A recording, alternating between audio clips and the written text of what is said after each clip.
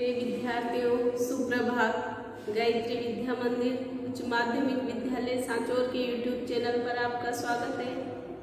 आज हम नागार्जुन कवि की जो कविता है बादल को घिरते देखा है उसका भाग 4 पढ़ेंगे। इससे पहले हमने पढ़ा कि कवि जो है घुमक्कड़ स्वभाव के हैं, उन्होंने प्रत्यक्ष में यात्रा की है और प्रत्यक्ष में जो देखा है उसी का वर्णन यहाँ पर किया है।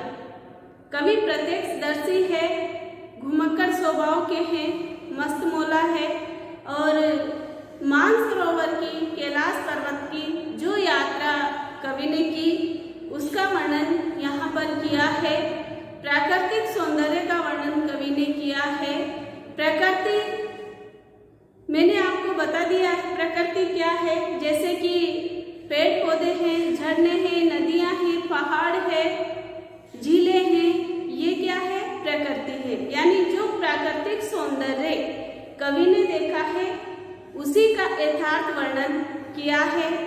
कैलाश पर्वत की यात्रा करते समय कवि ने हिमालय पर्वत का जो दृश्य है, वहाँ की जो छोटी बड़ी झीलें हैं, वहाँ का जो हिमालय पर्वत है, हिमालय पर्वत की जो ऊंची ऊंची चोटियाँ हैं, इन सब का वर्णन कवि ने किया है।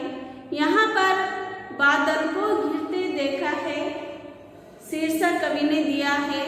यानी कि हिमालय पर्वत से कवि ने बादलों को आकाश में समूह के रूप में जो बादल बनते हैं उन्हें कवि ने प्रत्यक्ष में देखा है, उमड़ते घुमड़ते और वर्षा करते हुए कवि ने देखा है। इसी का वर्णन यहाँ पर किया है।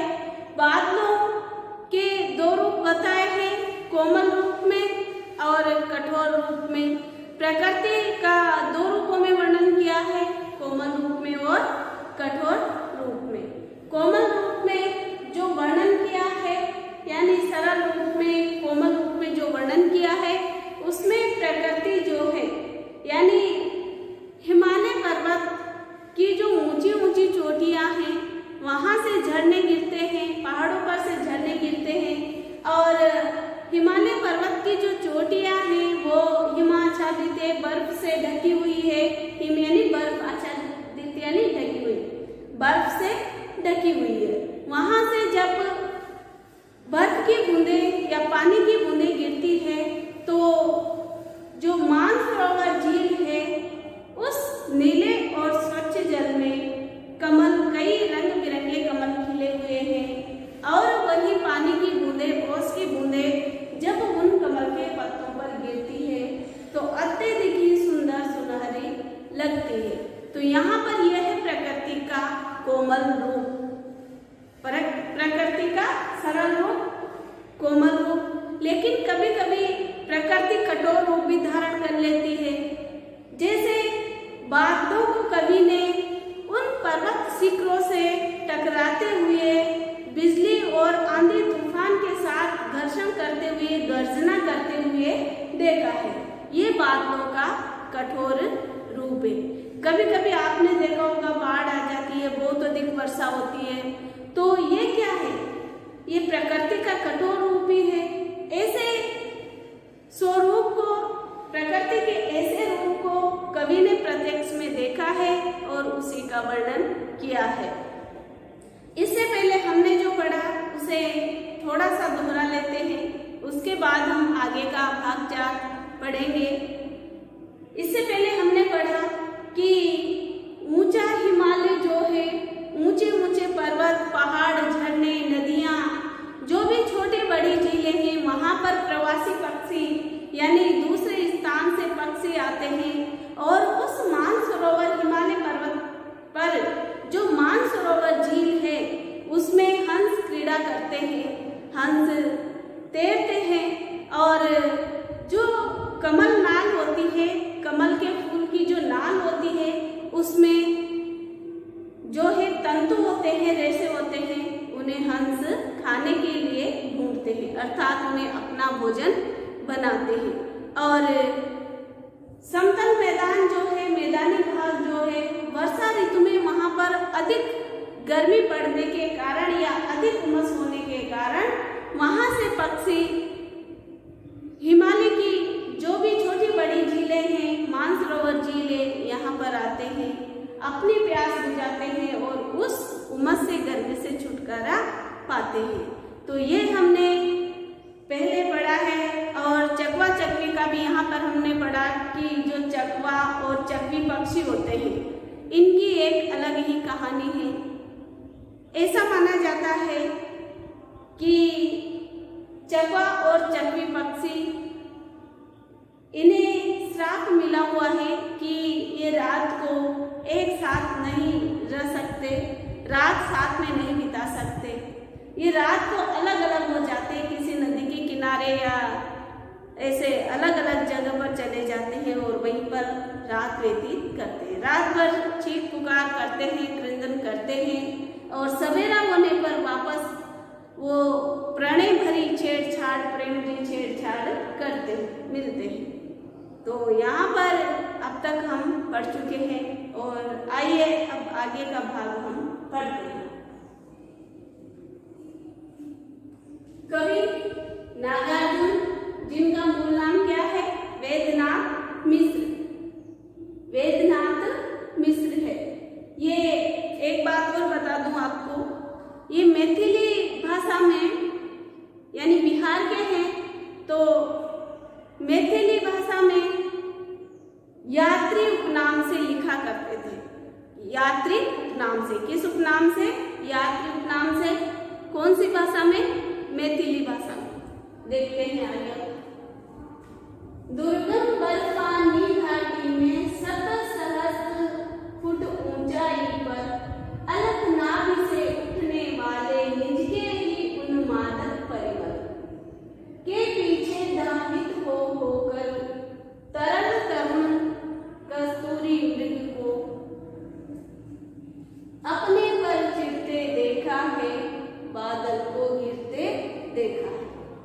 यहाँ पर प्राकृतिक सौंदर्य का वर्णन कवि करता है और कहता है कि हिमालय पर्वत जो अत्यधिक ऊंचाई पर है, जहाँ पर ऊंची ऊंची पर्वत चोटियां हैं, ऊंचे ऊंचे शिखर है, वहां का वर्णन करते हुए कवि कहता है कि दुर्गम, जहाँ पर जाना कठिन हो, बर्फीली यानी बर्फ से युक्त, बर्फ से ढकी हुई घाटियों में 70 सहस्त्र यानी सैकड़ों हजारों फुट ऊंचाई पर अलग नाभि, अलग का अर्थ होता है जो दिखाई ना दे, नाभि यानी नाभि कुंडी से उठने वाले निज के ही उन्मादक परिमल।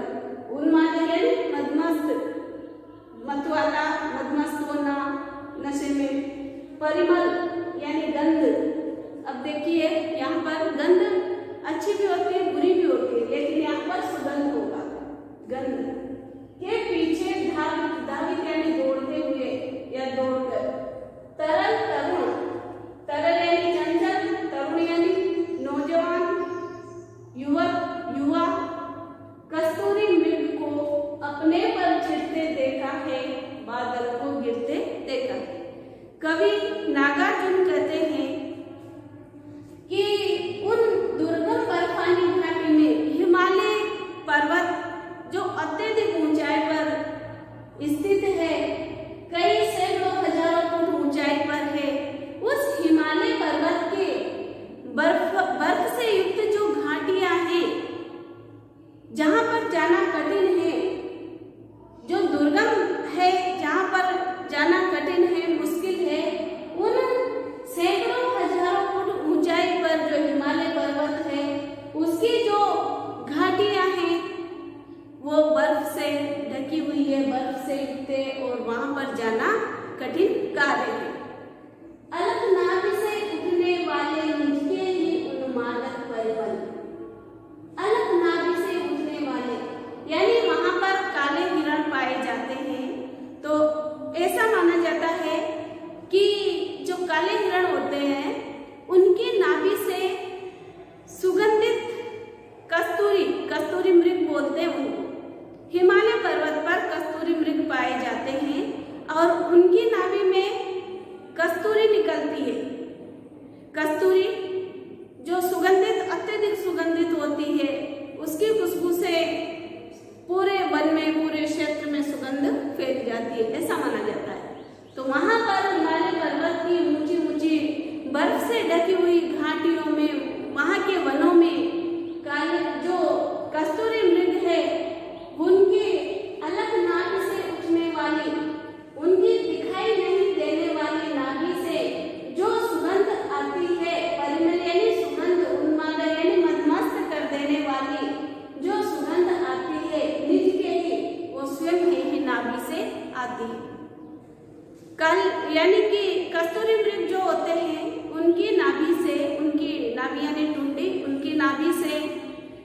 सुगंधित